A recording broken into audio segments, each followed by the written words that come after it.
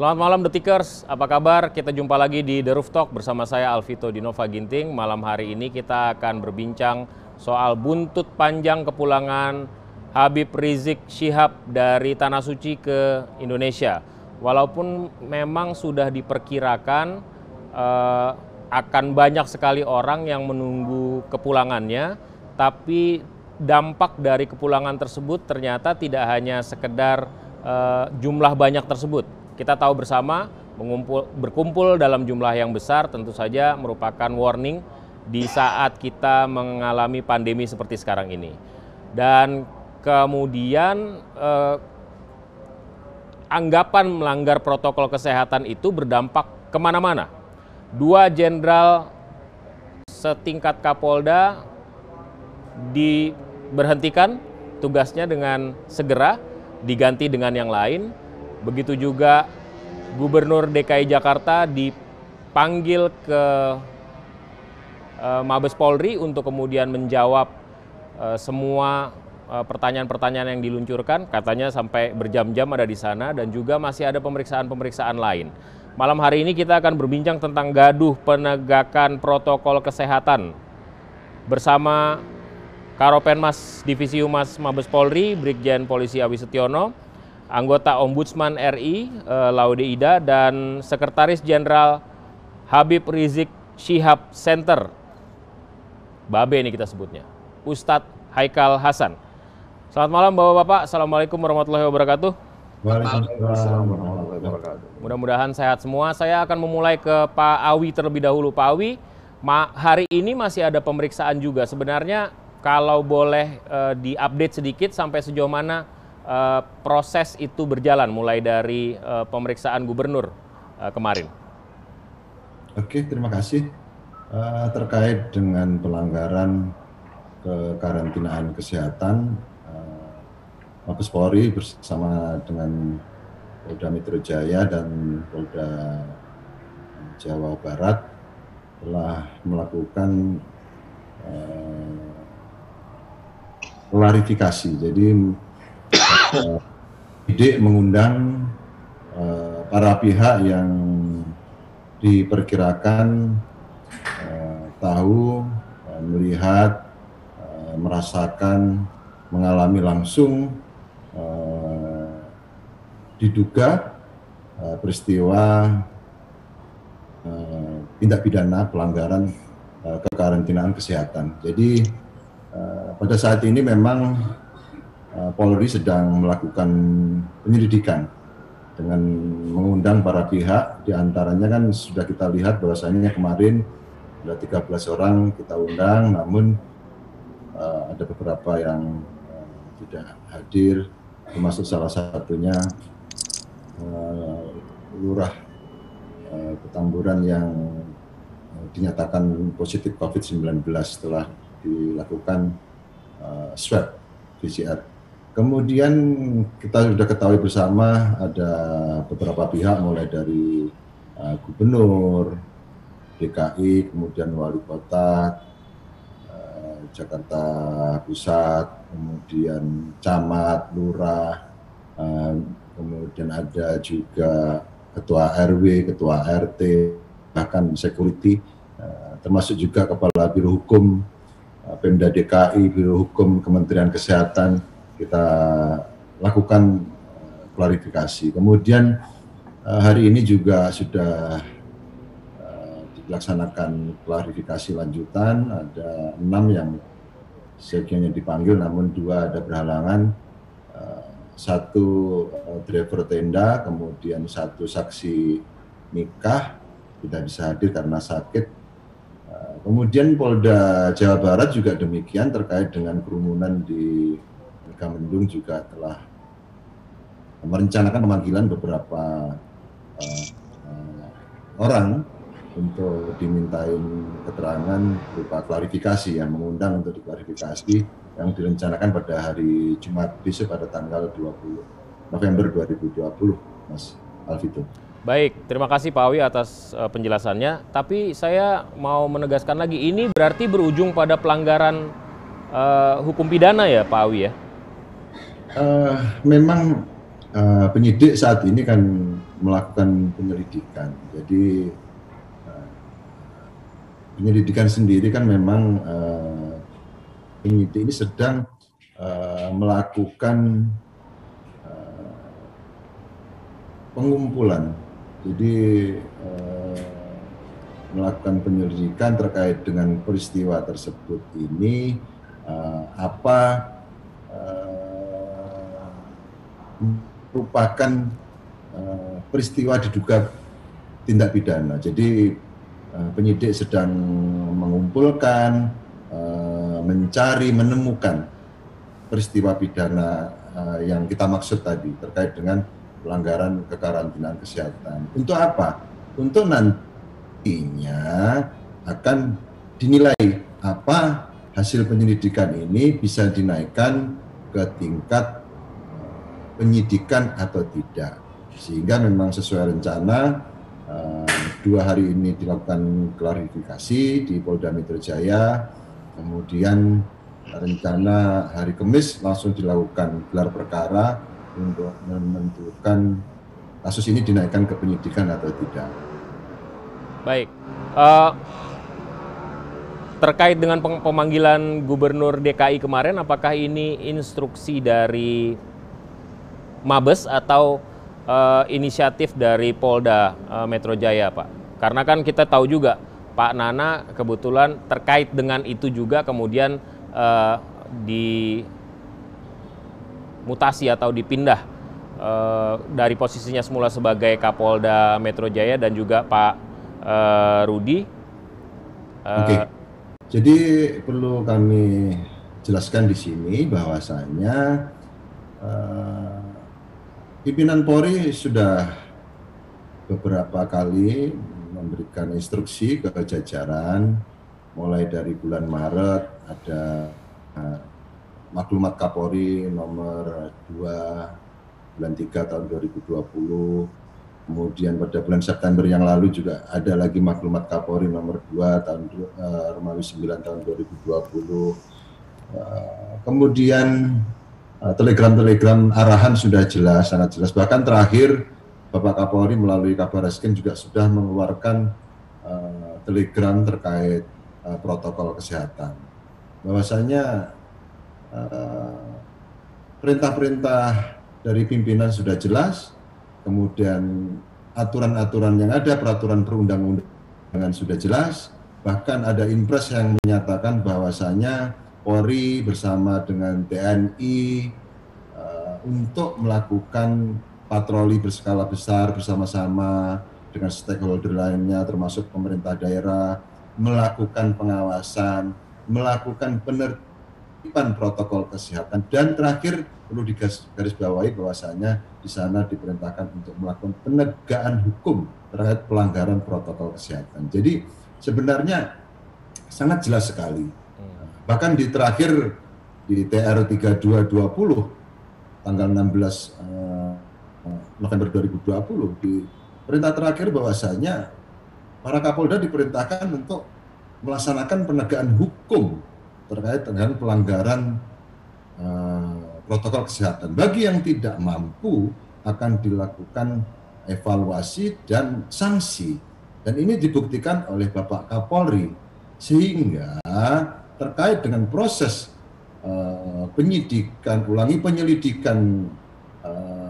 peristiwa yang kita duga bahwasanya terjadi pelanggaran kekarantinaan kesehatan yang sedang disidik oleh Polda Metro Jaya dan Polda Jawa Barat, itu memang sudah sesuai dengan aturan yang ada, aturan main yang ada. Dan itu sudah menjadi kewajiban penyidik. Apabila ada pelanggaran, ya mereka harus berbuat, mereka harus melaksanakan mulai dari penyelidikan sampai nanti kalau memang ada terbukti permulaan cukup tentunya dinaikkan ke penyidikan, demikian. Oke, Pak Awi, ini kan saya klarifikasi dulu, berarti keduanya dimutasi karena kelalaian dari perintah yang disampaikan Kapolri ya, begitu ya?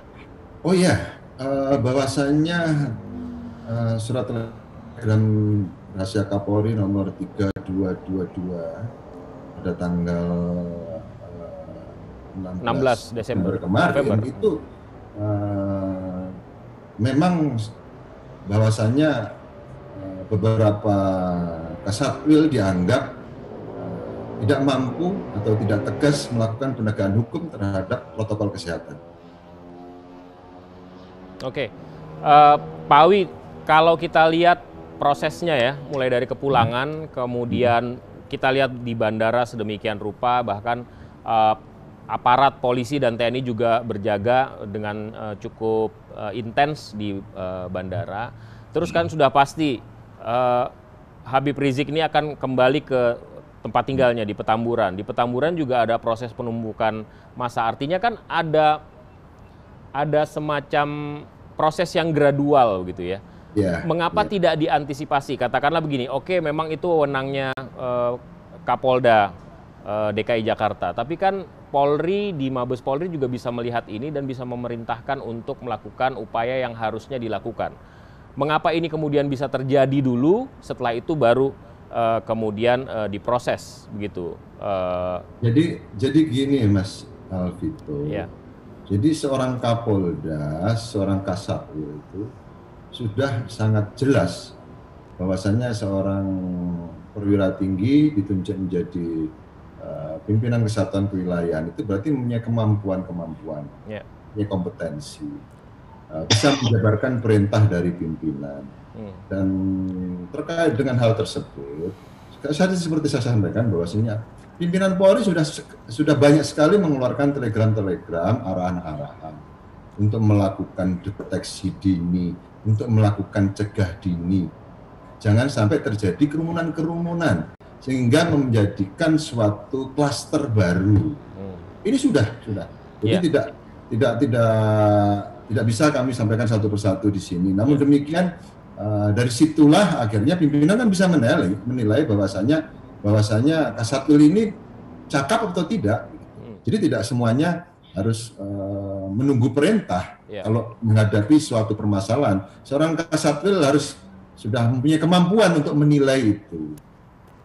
Ya, tapi maksud saya begini, Kak, daripada kemudian kadung jadi kerumunan yang kemudian mengkhawatirkan, kan lebih baik diantisipasi. Betul bahwa langkah antisipasi harusnya dilakukan oleh Polda Metro Jaya, tapi tidak menampik juga kemungkinan pucuk tertinggi di Polri bisa melakukan itu, Pak.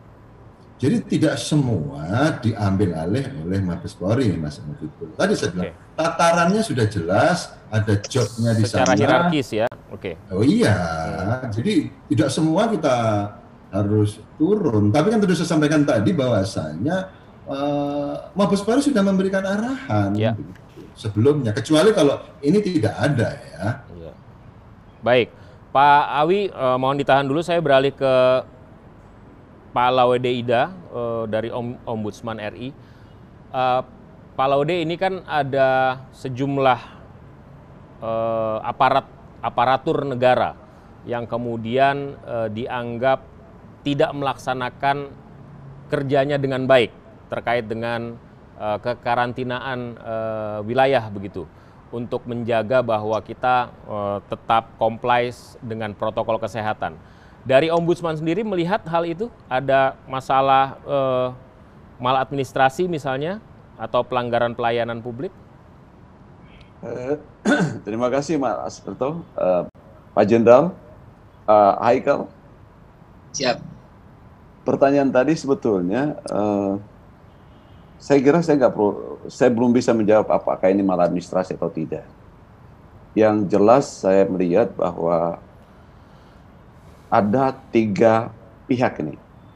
Pihak jajaran Polri, ini pihak Pemda, pihak masyarakat. Masyarakat ini relasinya dengan kehadiran Habib Rizik. Itu yang harus dilihat. Polri ketika menindak atau memberikan sanksi pada 2 Kapolda, saya kira itu aturan internal mereka yang tidak boleh diganggu oleh pihak lain, termasuk Ombudsman, kecuali ada aduan yang masuk ke Ombudsman. Kalaupun ada aduan, harus dipelajari dulu apakah itu melanggar aturan atau tidak, atau maladministrasi atau tidak.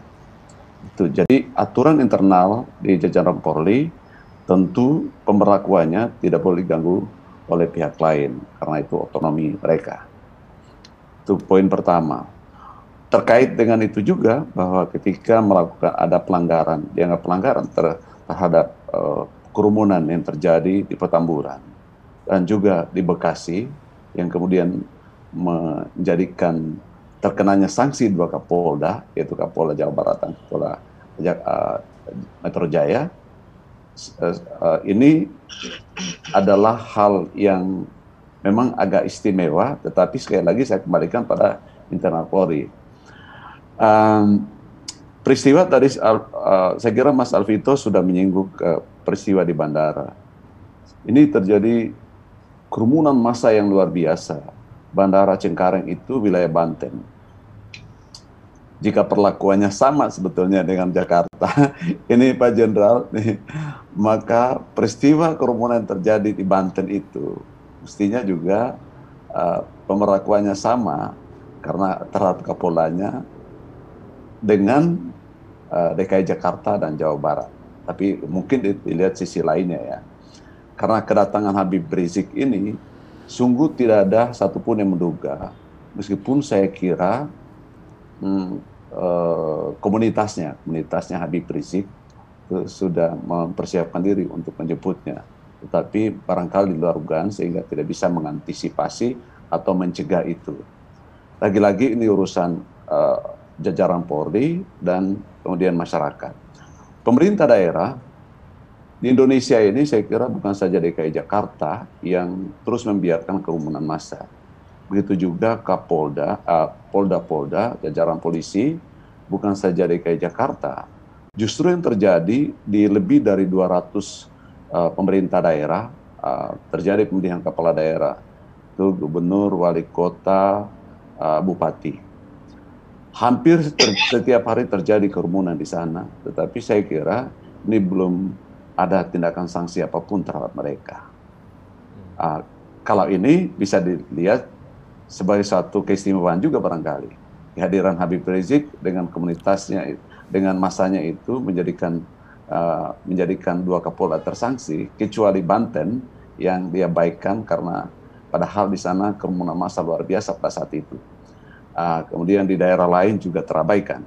Ini persoalan tersendiri. Jadi relasi Pemda dengan relasi pemilihan kepala daerah dengan penegakan hukum yang menggunakan protokol COVID ini saya kira masih belum terjadi pada beberapa daerah. Saya kira yang juga menjadi catatan untuk Pak Jenderal Awi ya, di seluruh Indonesia ini bisa dipantau saya kira setiap hari dan itu terjadi. Nah, Pak Laude, saya mau fokus ke gubernur barangkali karena kan gubernurnya datang, kemudian sempat bersilaturahmi, ada kehadiran ketika pernikahan itu berlangsung, padahal jumlah orang dengan kerumunan yang luar biasa. Belakangan kemudian hanya diberikan sanksi denda 50 juta rupiah gitu. Nah dari sisi upaya yang dilakukan, langkah-langkah yang dilakukan itu, apakah ada pelanggaran menurut Anda atau tidak seharusnya dilakukan seperti itu? Ini pelanggaran ini saya boleh katakan force major. Kejadian ini peristiwa ini bukan pelanggaran, ini force major. Sehingga begini, kasus Habib Rizik dan masanya ini itu hanya terjadi pada Habib Rizik untuk sekarang ini. Secara sosiologis, kasus peristiwa seperti ini hanya terjadi karena 2 faktor yang saling terkait. Yang pertama, harisma seorang figur. Yang kemudian kedua, doktrin ideologis yang menginternalize, mendarah daging di dalam kader-kadernya atau warga komunitasnya itu sendiri. Nah, kalau ini tidak bisa disamakan dengan yang lain. Jadi ini juga harus dipahami oleh teman-teman kalangan penegak hukum dan juga Pemda. Pemda nggak akan bisa melarang peristiwa di bandara itu sebetulnya. Juga akan sulit menghalangi orang yang datang berbondong-bondong karena kedatangan mereka adalah peristiwa yang sesuatu yang mengharuskan di kalangan mereka.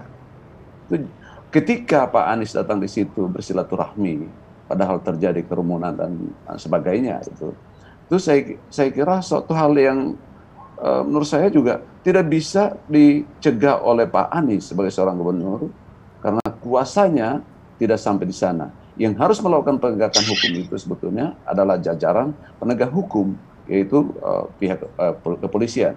Makanya saya kira betul kalau dianggap melanggar atau tidak menegakkan aturan, Kapoldanya barangkali kemudian dicopot. Itu barangkali betul ya.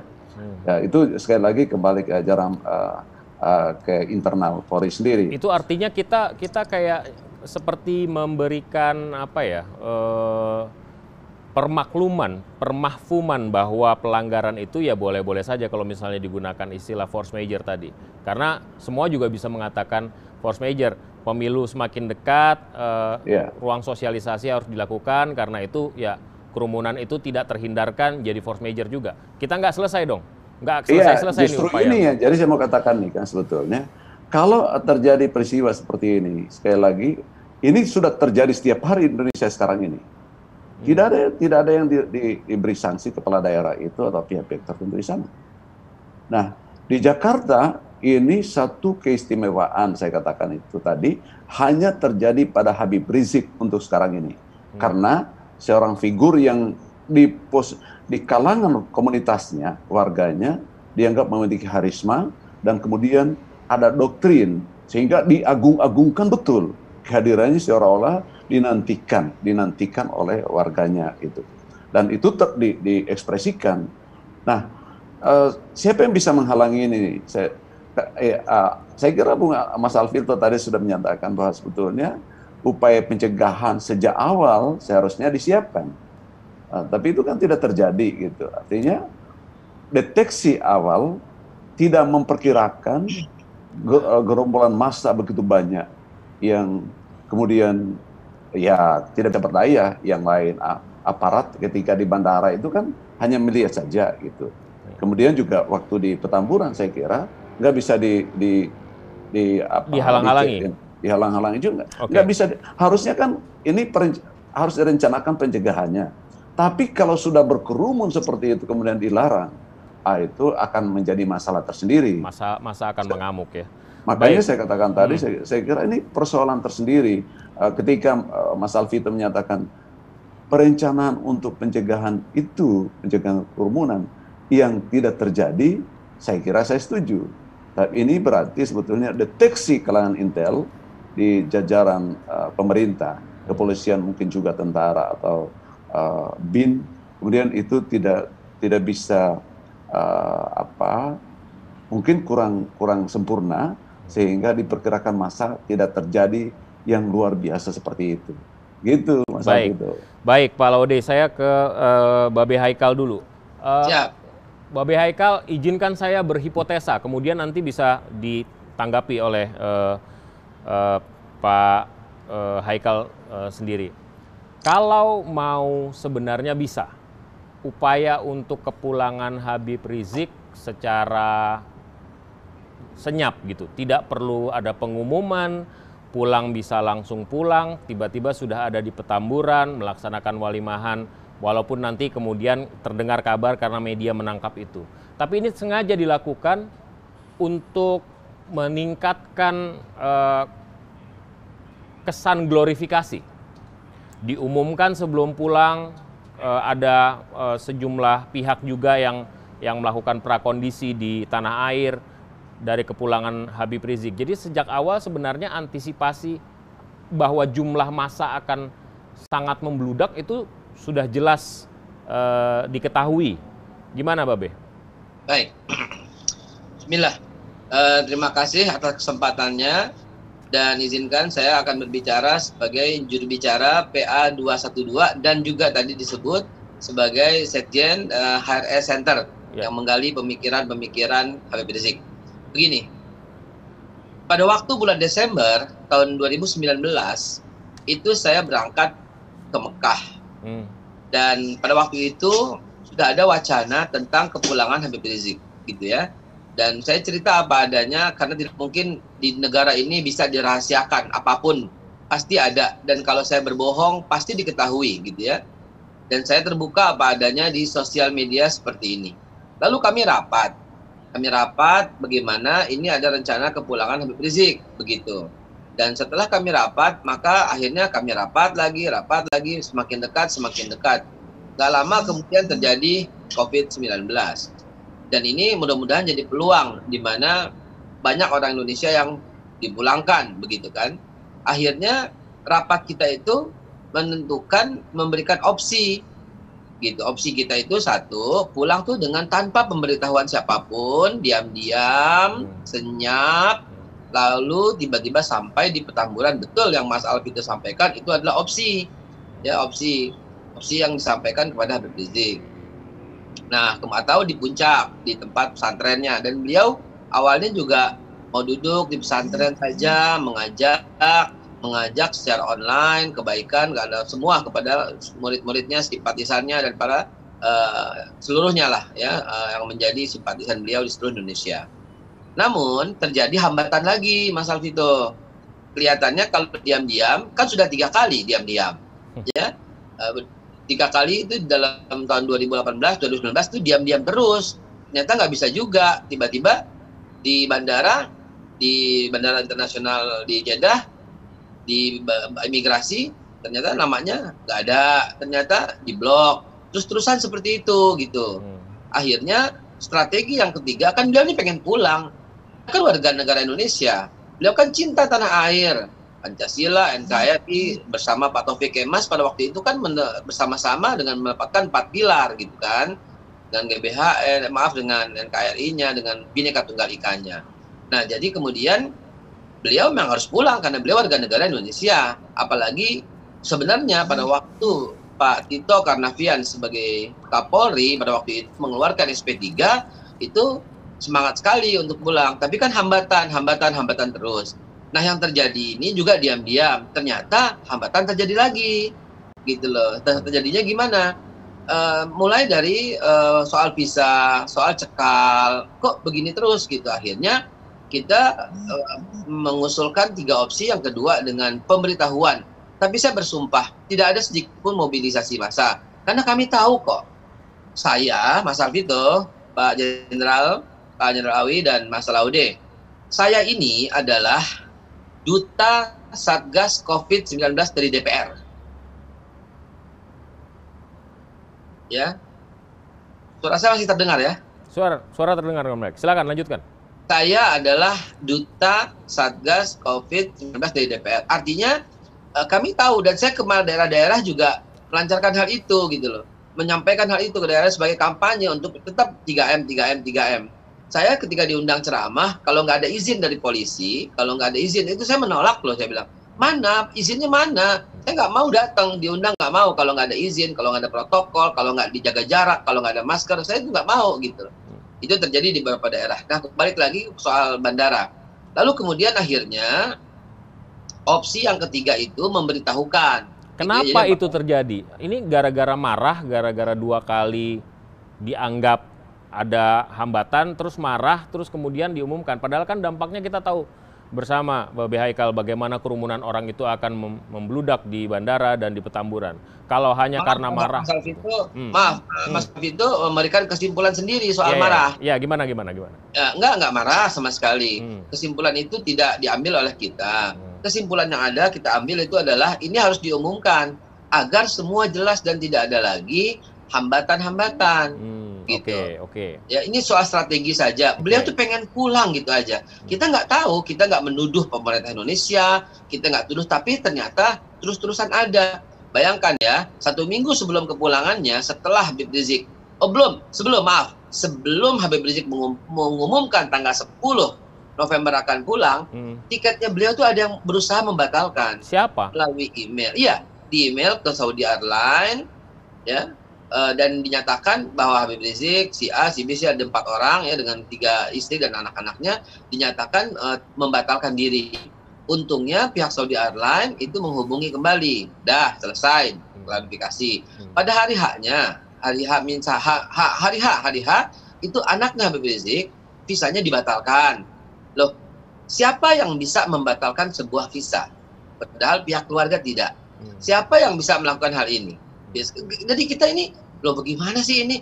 Jadi pengumumannya, keputusan yang diambil untuk mengumumkan ini membuat pihak-pihak ketiga, yaitu oknum yang tidak menginginkan Habib Rizik pulang, akhirnya menjadi tidak berdaya gitu loh. Jadi kita pengen pulang. Lalu kemudian soal mobilisasi. Saya bersumpah ya, tidak ada sedikit pun mobilisasi. Bahkan banyak rekan-rekan di daerah yang ingin datang, kami berkata nggak usah. Tapi siapa untuk siapa yang bisa sanggup untuk menghalangi ini? Terlebih lagi, ada statement dari Pak Mahfud MD pada waktu itu Menko Polhukam. Bahkan saya mau WhatsApp dia langsung, saya mengatakan terima kasih kepada Pak Mahfud atas pengertiannya. Sekedar ucapan terima kasih. Apa Pak Mahfud katakan? Viral di sosial media, silahkan jemput. Ya, dan Pak Polisi jangan terlalu agresif, represif. Kalimat itu diterjemahkan lain di bawah. Mari kita jemput rame-rame gitu. Itu saja penjelasan kami soal kejadian di bandara. Kalau mau diperlukan lagi kejadian di Petamburan, itu saya bisa menunjukin undangannya. Undangannya itu orang-orang ditentukan. Nomor 1 sampai 100 datangnya jam 1. Dan datang jam 10. Nomor 100 sampai 199 datangnya jam 11. Itu ditentukan sehingga kapasitasnya seharusnya hanya 25 sampai 50%. Tapi masyarakat itu yang datang diundang 1, yang datang 10. Diundang 10 semua datang. Udah waktunya nggak mau pulang karena belum foto, belum salam. Nah begitulah kejadiannya Mas Alvito. Ya, Babe, kalau pemerintah katakanlah berkeinginan agar Habib Rizik tidak pulang, kan pasti bisa saja. Artinya kan kepulangannya sekarang ini, saya nggak tahu apa yang terjadi 1 tahun yang lalu, 2 tahun yang lalu, tapi kepulangannya kali ini kan rasa-rasanya tidak ada halangan dari pemerintah gitu ya. Kalau misalnya kita menggunakan pihak yang berseberangan dengan Habib Rizik itu adalah pemerintah gitu. Artinya kan sebenarnya nggak ada isu sebenarnya. Baik, ya Mas Alvito terima kasih. Ini satu pertanyaan yang amat brilian ya. Kalau pemerintah mau, apapun bisa terjadi. Ya. Dan tidak ada yang bisa menang lawan negara. Ya. Gitu ya. Itu saya sepakat.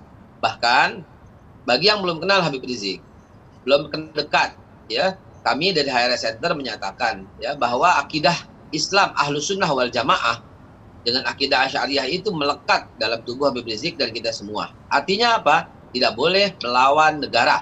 Tidak boleh mendirikan negara di atas sebuah negara, dalam sebuah negara. Tidak boleh melawan pemerintah yang sah dan tidak boleh melarikan diri dari pemerintah yang sah. Dalam akidah Ahlussunnah wal Jamaah ini disebut bughat dan itu haram hukumnya. Artinya kita tetap taat pada aturan pemerintah, atiullah wa atiur rasul wal amri minkum. Nah, kami ini melawan pihak ketiga. Siapa? Kita nggak pernah nuduh mengatakan pemerintah ya. Namun berseberangan dalam hal berpolitik boleh-boleh saja karena kita iklimnya demokrasi. Nah, betul sekali Mas Alvito katakan, kalau negara pengen Habib Rizik nggak pulang, pasti bisa. Bahkan mencabut kewarganegaraan dengan berbagai macam alasan pasti bisa. Tapi pemerintah nggak lakukan itu. Gitu kan? Ada pihak ketiga. Apa yang terjadi? Saya sebagai jubir 212 sering mengatakan mau dialog. Pak Habib Rizik sendiri begitu pulang langsung di Petamburan ingin membuka dialog, ingin mengadakan rekonsiliasi. Jawaban dari pihak Pak Muldoko adalah tidak ada rekonsiliasi. Kok begitu? Apa iya ya Habib Rizik itu bukan penjahat? SP3 telah diberikan oleh Pak Tito sehingga dia warga negara yang sah. Ada pihak yang menghambat kepulangannya, seharusnya tidak terjadi. Pemerintah berkata datang sendiri, berangkat sendiri, pulang sendiri. Nah itu kita lakukan pulang sendiri. Tapi hambatan selalu ada pihak ketiga. Dan sekarang ketika Pak Alvito mengatakan kalau negara mau tidak boleh pulang selamanya, bisa, ya. Tapi ternyata negara mendukung dan kami ucapkan terima kasih. Lalu dialog dong, dialog. Supaya terjadi cair. Mungkin butuh waktu barangkali. Mungkin butuh waktu barangkali. Sehingga ya dialog kan nggak bisa langsung Habib Rizik datang kemudian diajak dialog sama presiden atau entah sama siapapun kan. Mungkin ada proses. Ya, kalau presiden mau tinggal ngundang, ya tentu datang dong, gitu kan. Sebagai warga negara, silaturahim kepada pemimpin, sebagaimana yang terjadi setiap orang TSN. Setahu saya juga kemarin pada kumpul di istana, ya TKN, hadir, diundang, silaturahim, gitu loh. Nah, dan ini akan cair suasana kalau dialog beneran. Oke. Beneran serius, akan cair suasana kalau dialog. Baik. Dialog, silaturahim, itu cantik sekali. Baik, Babe, saya tahan di situ dulu, saya kembali ke Jenderal Awi. Pak Awi, somehow entah bagaimana pendapat orang, kontroversi bisa saja terjadi, tapi upaya yang keras yang dilakukan oleh Polri sebenarnya sebagian orang mengapresiasi bahwa tidak ada satupun pihak yang bisa menang melawan negara gitu ya, melawan hukum lah bisa dikatakan begitu karena sudah ada regulasinya. Tapi kan kita tidak hanya bicara satu peristiwa. Banyak sekali peristiwa. Pak Laude juga mengatakan tadi mungkin pemantauan ombudsman demikian jeli sehingga bisa dikatakan banyak sekali kerumunan-kerumunan yang terjadi di Indonesia. Apakah ini juga akan dilakukan upaya yang tegas juga Pak terkait dengan ini? Ya, tadi sempat disampaikan Pak Laude bahwasanya walaupun ini menyimpang tadi disampaikan dari tegur Mas Alvito terkait pelanggaran-pelanggaran kepala daerah terkait dengan pilkada.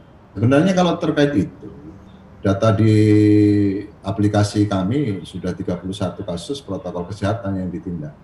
Jadi Pak Laude tidak usah khawatir itu, kalau memang ada ya silakan saja teman-teman itu jadikan bahan untuk perbaikan ke depan. Kemudian yang terkait dengan ketegasan kepolisian, karena memang kita berharap demikian ya Mas Alvito, karena memang pimpinan sudah jelas, aturan main sudah jelas, peraturan perundang-undangan sudah jelas, sehingga kewilayahan itu kita harapkan tidak ada lagi tebang pilih. Semua harus ditegakkan, permasalahan-permasalahan hukum terkait pandemi COVID-19 ini ya silakan ditegakkan. Bahkan kan kepolisian kan sudah menggelar operasi justisi, itu udah jelas-jelas itu operasi justisi. Jadi di sana ada kepolisian, ada TNI, ada Satpol PP, penegak perda, kemudian ada stakeholder yang lainnya. Jadi kalau orang lain itu di jalan tidak pakai masker ditegur, dilakukan penilangan, ditindak, ya sudah di depan mata orang berkerumun segitu banyaknya, ya jangan lagi kita mikir lagi gitu. Karena memang itulah tugas kita untuk melakukan penegakan hukum dengan tegas. Jadi beberapa hal yang tentunya juga kita harus sama-sama ketahui bahwasanya sudah 9 bulan ini kita sama-sama mengalami pandemi COVID-19. Angkanya pun sangat fluktuatif dan masih cenderung tinggi. Tentunya ini juga kita juga harus memiliki kesadaran bersama. Pemerintah tidak habis-habisnya, tidak henti-hentinya melakukan peneguran, melakukan himbauan-himbauan. Jadi semua harus bertanggung jawab.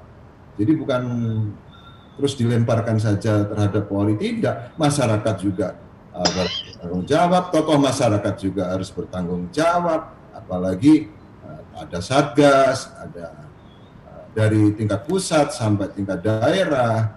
Jadi kita para pemimpin-pemimpin tentunya juga baik itu formal atau informal juga harus bertanggung jawab, harus memberikan himbauan, harus memberikan panutan, harus memberikan keteladanan.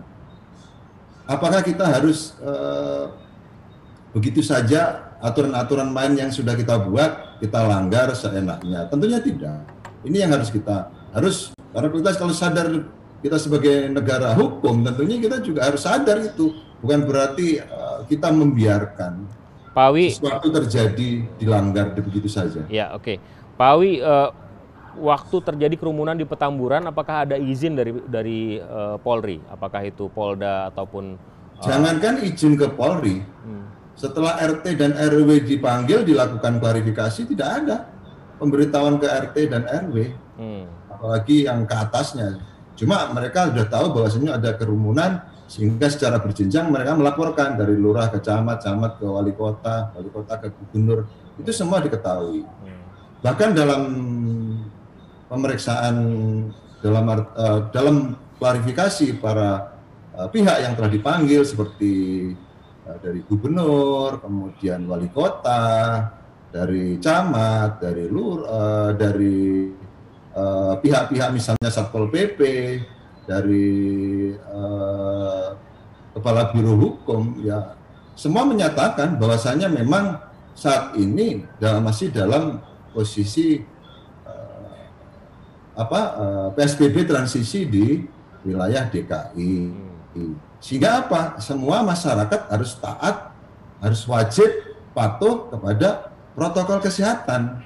Gitu. Jadi jangan lagi ini dia mengistimewakan ini boleh, ini tidak. Tentunya ini semua harus kita sama ratakan. Seperti tadi disampaikan para pembicara terdahulu, kita harus sama terkait dengan penegakan hukum. Saya kira sama, semua juga harus gitu. Jadi semangatnya itu harus kita sama. Untuk apa? Demi kemanusiaan. Dan Polri akan terbuka sekali jika ada masukan-masukan yang disampaikan, karena banyak sekali teman-teman yang setelah kerumunan di Petamburan itu bermasalah, kemudian mereka mengangkat berbagai kerumunan yang terjadi di daerah sebelumnya dan tidak ada penegakan atas itu, gitu. Dan itu ujian untuk para Kasatwil dan sudah diberikan contoh oleh Bapak Kapolri, oleh pimpinan Polri, bahwasanya siapa yang tidak taat patuh terhadap perintah pimpinan, terhadap penegakan hukum protokol kesehatan, tentunya nanti akan diberikan sanksi dan akan dilakukan evaluasi.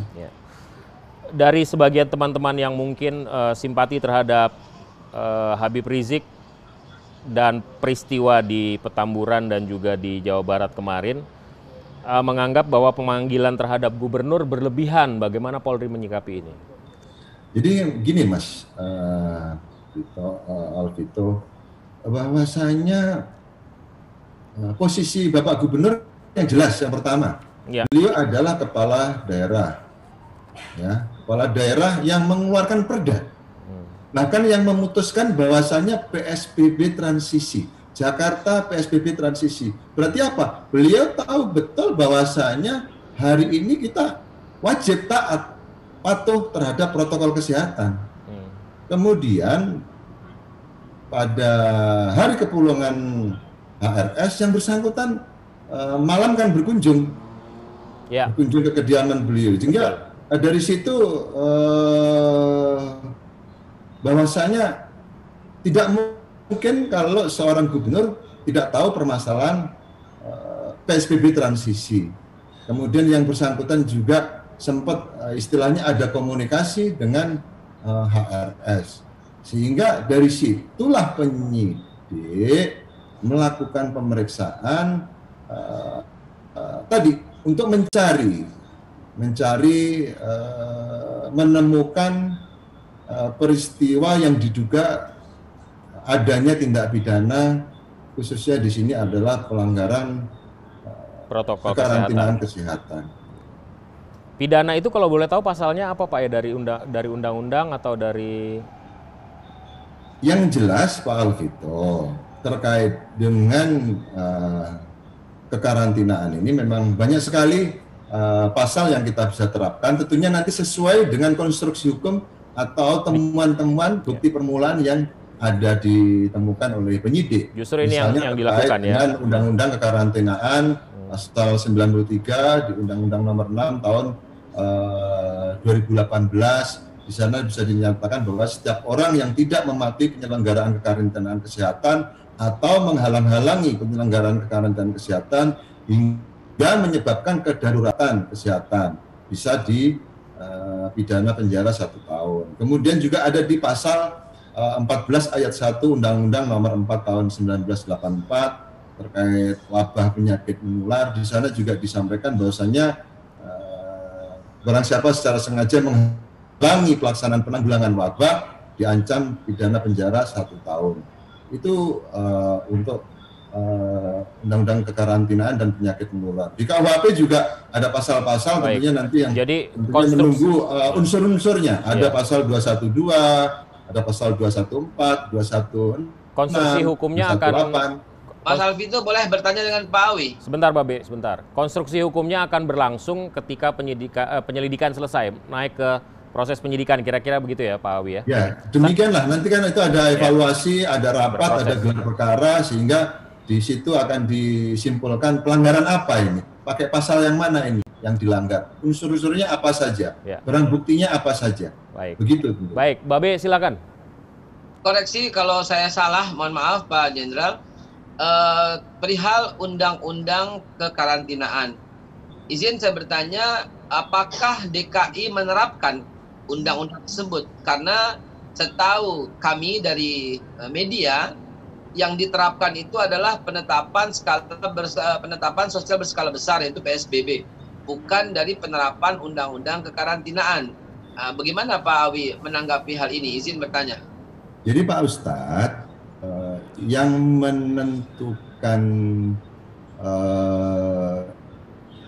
peristiwa pidana ini nanti ada atau tidak, tentunya tadi hasil klarifikasi, bukan polisi. Polisi itu membuat konstruksi. Baik. Makanya polisi memanggil ahli pidana. Jadi nanti ahli pidana itu nanti yang diperiksa di pengadilan sebagai saksi ahli, begitu.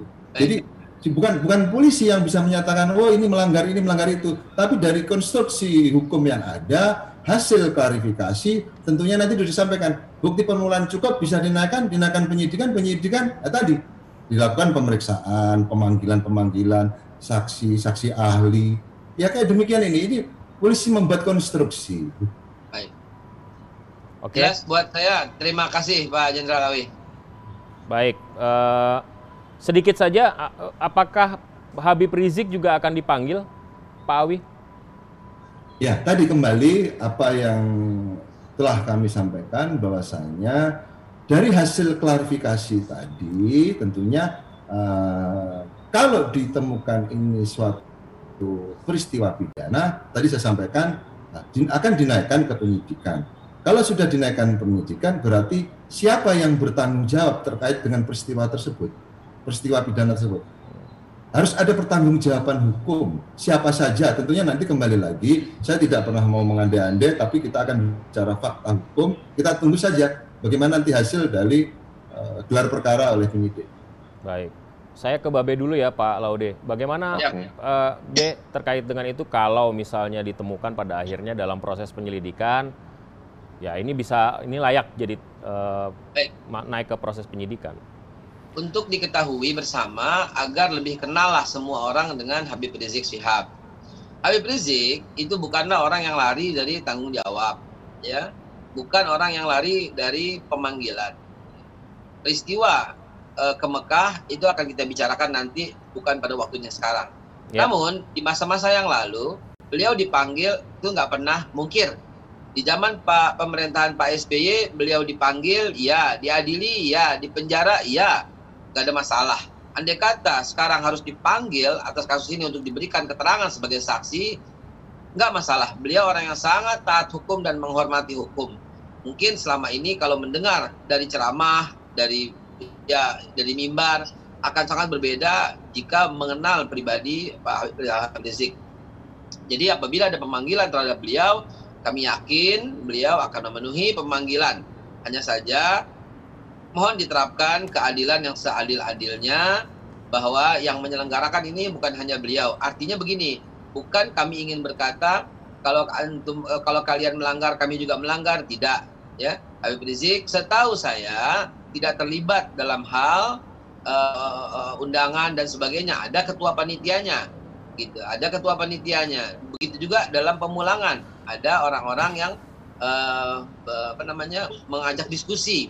Bahkan untuk kepulangan, untuk saya jelaskan sekali lagi, tidak ada panitia yang dibentuk. Hanyalah beberapa orang yang mengantisipasi. Dan ternyata antisipasi kita semua itu meleset, gitu loh. Yang jemput paling sedikit, gitu. Yang jemput kita bilang cukup dari rumah masing-masing, doakan. Dan ternyata sampai kayak begini, bahkan kita nggak nyiapkan apa-apa. Bahkan ketua PI misalnya Pak Sofie Lubis mengatakan kalau ada orang yang jemput, udahlah duduk aja di masjid, sampai bilang seperti itu. Ntar kalau pulang keluar berbaris rapi, dadah-dadah dari mobil, sampai kayak gitu loh. Kita nggak menduga sebanyak ini semua. Dia kata Habib Rizik sekali lagi untuk dipanggil diminta keterangan, kami yakin beliau akan hadir memenuhi karena beliau sebenarnya adalah orang yang sangat taat hukum. Begitu. Bisa dijawab tadi soal tidak adanya izin bahkan tidak lapor ke pengurus lingkungan sekalipun terkait dengan ya walaupun rencananya 30 orang kan tetap saja itu keramaian kan. Apakah memang tidak ada izin, tidak ada koordinasi sebelumnya dengan pengurus kewilayahan terkait dengan peristiwa di Petamburan? Kebetulan saya tidak terlibat sama sekali dalam kepanitiaan di acara pernikahan. Dan pada waktu itu pun saya sedang ada acara di Medan. Saya sedang ke Medan dan tidak terlibat dalam pernikahan. Namun saya terima undangan gitu loh, undangan satu keluarga. Dan dalam undangan itu jelas sekali kalau ingin saya perlihatkan ya, undangan itu ditentukan nomor duduknya, nomor bangkunya ditentukan. Tidak boleh datang kecuali dengan jamnya ditentukan. Ya, masalah izin itu saya mohon maaf saya tidak ada informasi yang blank juga saya soal izin karena ada ketua panitia dalam acara pernikahan beliau. Tapi dari sisi keluarga, sekali lagi saya tegaskan, setiap yang hadir itu ditentukan hadirnya jam berapa sesuai dengan nomor. Bangku duduknya juga ditentukan. Lagi-lagi Mas Alvito, lagi-lagi. Orang yang hadir nggak mau pulang sebelum foto, sebelum salam. Orang yang hadir nggak pakai jam, begitu. Jadi kalau lihat undang-undang karantinanya yang saya baca itu depan kalimat itu barang siapa. Kalau barang siapa berarti siapapun yang melanggar. Kalau yang hadir diperkirakan 1 juta di bandara, mungkin 2 juta. Nah, idealnya ya nggak mungkin untuk memanggil mereka semua karena kalimatnya barang siapa. Berarti siapapun yang melanggar. Begitu juga pada kehadiran di Puncak, kehadiran di Petamburan. Ini seluruh orang itu kalau melanggar dari jarak, dari masker, apakah semuanya akan diperiksa? Berapa juta orang diperiksa gitu kan? Nah, jadi saya sih cuma berkata sesuai dengan apa yang Pak Mahfud MD katakan, bila mana ada kejadian lagi, maka pemerintah akan mengambil tindakan tegas seyogyanya. Kalimat itu diartikan, oke, berikutnya ke depan, mari kita sama-sama menjaga. Apalagi dalam kapasitas Habib Rizik, bisa menjadi suara pemerintah juga dengan mengatakan, mari pakai masker, jaga jarak, selalu mencuci tangan. Saya sebagai duta dari Satgas Perlawanan COVID-19 DPR, sering sekali saya mengatakan demikian, mari, 3M, 3M, 3M. Ke depan kita akan perhatikan. Saran saya seperti itu agar kegaduhan di tingkat sosial media ini akan segera reda. Ke depan kita akan perhatikan. Demikian Mas Alvito. Terakhir barangkali pertanyaan saya terkait Habib Rizik beneran mau tetap safari dakwah ke seluruh Indonesia katanya? Itu belum diputuskan, itu wacana, ya itu wacana. Bahkan demi melihat keadaan seperti ini, nah Pak Jenderal Awi, kami juga menyampaikan kepada Pak Jenderal bahwa reuni 212 yang seyogyanya tadinya kita mau selenggarakan tanggal 2 Desember di Monas, setelah mendapat surat penolakan, kami berkata, oke, kita tunda gitu. Ya, ini responsif, mohon responsif dari kami bahwa reuni pun kita tunda demi untuk melihat kelangsungan hidup berbangsa dan bernegara dengan lebih baik. Untuk safari dakwah itu kita belum sampai bicara ke sana dan itu berada pada hak yang mengundang dan yang diundang gitu loh. Yaitu dari pihak pengundang Habib Rizik dan Habib Rizik sebagai orang yang diundang. Itu internal di antara mereka gitu. Yang katanya mengumpulkan 100 ulama di tanggal 2 Desember itu daring atau tetap fisik? Daring. Daring ya? Daring. Oke. 100 orang ulama itu bukan ulama Mas Alvito, ingin saya luruskan, 100 tokoh. 100 tokoh. 100 tokoh, bahkan kalau Jenderal Awi berkenan, kami akan layangkan surat juga untuk mengundang. Jadi bagaimana ini kondisi bangsa, kita diskusi 100-nya itu dengan prosedur COVID dan tidak boleh hadir selain 100 undangan. Itu 100 undangan itu di dalam ruangan tertutup di sebuah hotel dan tidak ada peserta. Pesertanya itu adalah daring di seluruh Indonesia. Begitu. Itu 100 tokoh tuh bicara. Ada ulama, ada tokoh yang lain, ada bahkan kami mewacanakan dari KSP itu hadir gitu. Bahkan Pak Menko izinnya udah diurus belum? Ya, kita lagi diskusikan sebelum Mas Mas Alvito mengundang nih dengan Pak Jenderal dengan Pak Laude, kami lagi diskusi secara WhatsApp. Oke. Tokoh-tokoh yang akan hadir gitu. Baik, Pak Laude, ini kan ada soal sanksi 50 juta ya, yang kemudian dianggap juga tidak tepat. Kalau misalnya seperti itu ya buat orang yang mampu, ya kita akan bikin acara besar-besaran, nanti toh sanksinya jelas 50 juta bisa kita cadangkan. Itu tepat nggak kira-kira? Soal ini tentu saja kita tidak bisa katakan tepat atau tidak tepat, kecuali ada aturan yang mendasarinya. Kalau di sanksi atau denda itu ada dasar aturannya, saya kira bisa dianggap tepat. Tetapi apakah itu pantas untuk dilakukan? Saya kira ini ada persoalan. Kalau saya setuju, kalau uang hanya 50 juta bagi orang-orang miskin itu pasti tidak punya. Tapi bagi orang yang berada pasti punya. Karena itu saya kira pemberlakuan sanksi sejumlah itu saya kira juga terlalu sedikit untuk ukuran seperti Jakarta ini yang menyelenggarakan acara di Jakarta. Tetapi saya tidak mau katakan sekali lagi bahwa apakah ini benar atau salah, karena dugaan saya juga Pemda DKI Jakarta ketika memberikan sanksi itu, memberikan denda itu ada rujukannya. Tapi nanti kita lihat lagi.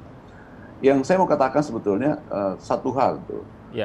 Kalau kepulangan Habib Rizik di sini sudah ditahu, maka rencananya di Jakarta seperti apa seharusnya sudah bisa diantisipasi. Saya setuju dengan pernyataan Mas Alvito tadi.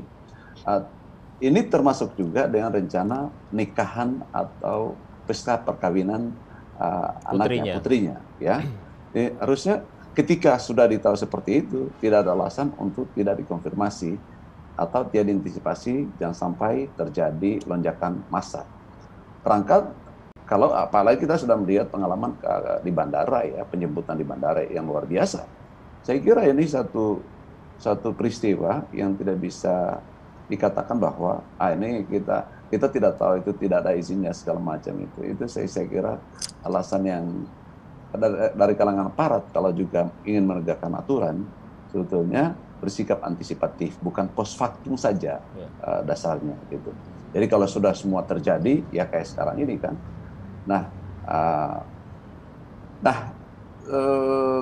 Tapi barangkali ini pihak pemerintah juga itu harus barangkali perlu membangun komunikasi dengan semua pihak ya, dengan termasuk Pak Habib Rizik itu.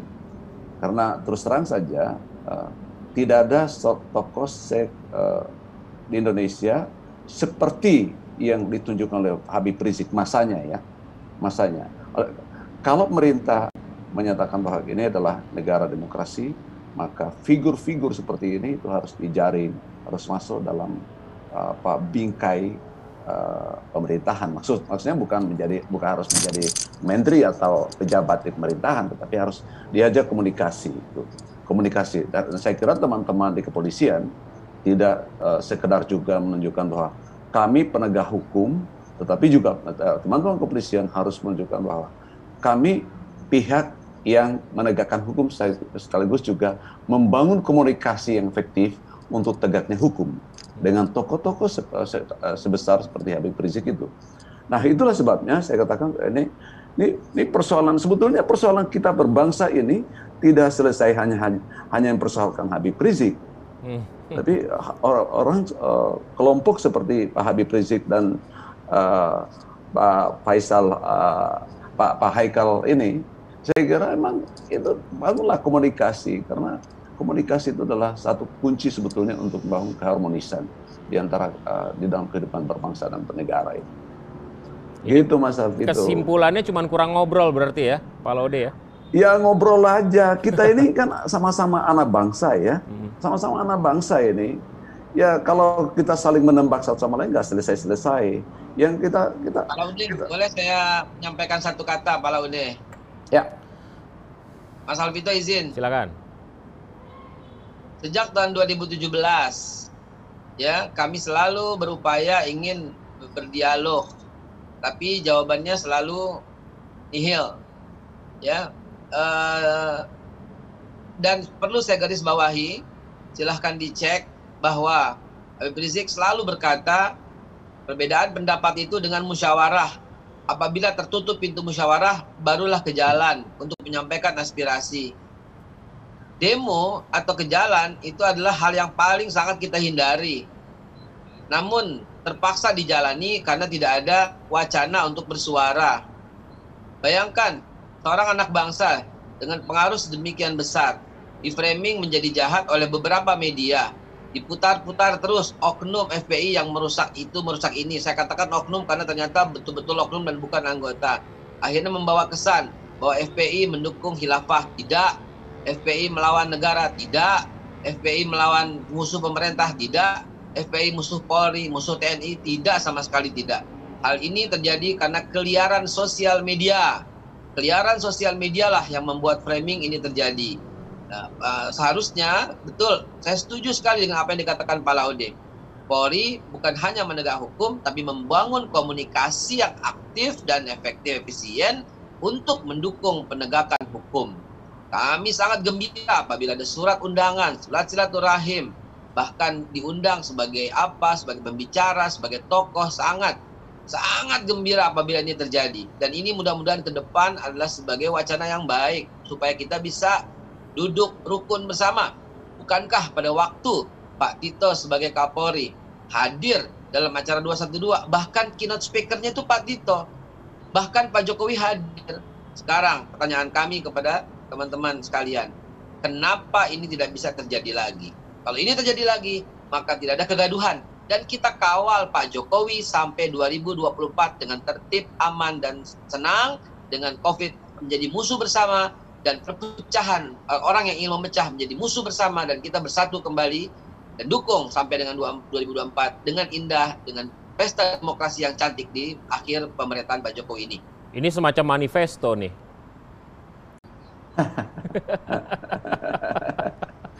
Pak Awi mau menambahkan barangkali karena nama Polri disebut-sebut tadi oleh Pak Laude dan Mbak Haikal. Jangan kumpul-kumpul seperti itu. Saya tidak mau menarik diri ke dalam pembicaraan terakhir terkait dengan politik.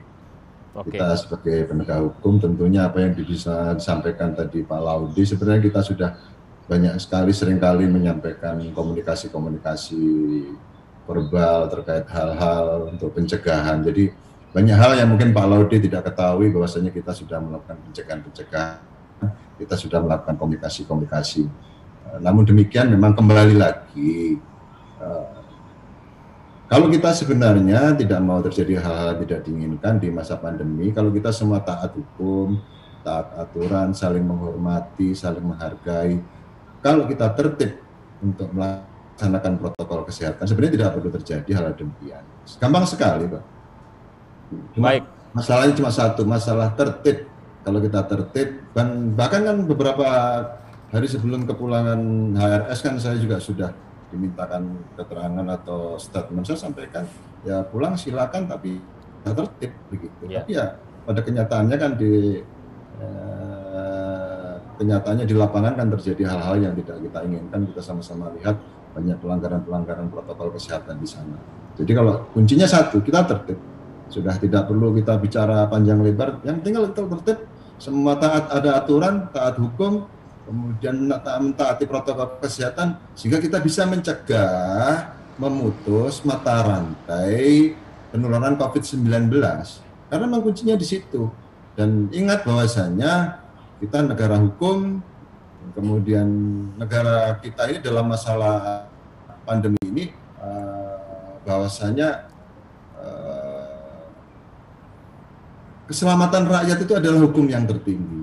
Jadi ini yang kita sama-sama jaga sehingga jangan sampai kita berlarut-larut pandemi ini tidak selesai-selesai, yang menjadi permasalahan sehingga bertambahnya penularan, kita tidak ada upaya untuk menghentikan. Ini yang kita harapkan sama-sama, kita sama-sama menghentikan, memutus mata rantai penyebaran COVID-19. Baik. Dengan cara apa?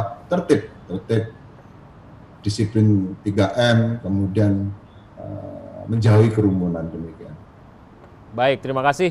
Dan itu sekaligus menutup jumpa kita, pernyataan yang disampaikan oleh Brigjen Awistiono tadi. Terima kasih Bapak-Bapak atas waktu dan kesempatannya. Waktu juga yang membatasi kita. Kita akan sudahi sampai di sini. Terima kasih. Assalamualaikum warahmatullahi wabarakatuh. Waalaikumsalam warahmatullahi wabarakatuh. Dan sampai di sini jumpa kita di The Roof Talk. Kita akan jumpa lagi minggu depan, tentu saja dengan narasumber yang berbeda dan topik yang hangat di minggu depan. Sampai jumpa.